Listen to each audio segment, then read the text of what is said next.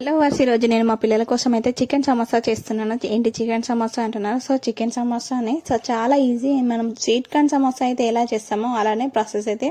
First మనం sweet corn ఉడికించుకున్నట్టుగా boneless chicken తీసుకొని ఇలా ఉడికించుకొని చిన్న చిన్న పీసెస్లా కట్ చేసుకొని ఇవన్నీ వేసి ఇలా ఫ్రై చేసుకోవాలి. ఇందులో చాట్ మసాలా అయితే వేయకూడదు, ఫ్లేవర్ అనేది డామినేట్ చేస్తుంది. ఇంకా నెక్స్ట్ ఈ స్టఫ్ని అయితే మనం ఈ సమోసా షీట్స్లో అయితే మనం బయట దొరుకుతాయి ఈ సమోసా షీట్స్, అవైనా తెచ్చుకోవచ్చు. ఇంట్లో అయితే కొంచెం ప్రాసెస్ ఎక్కువగా ఉంటుంది. ఈ సమోసా షీట్స్ ఎలా రెడీ చేయాలంటే ఫస్ట్ చపాతీని వీలైనంత పలచగా చేసుకొని 2 సైడ్స్ కాల్చుకొని అండ్ మనం వీటిని సమోసా షీట్స్లా కట్ చేసుకుంటే ఈ స్టఫ్ ఇందులో ఫిల్ చేసుకుంటే సమోసా అయితే రెడీ అయిపోతుంది.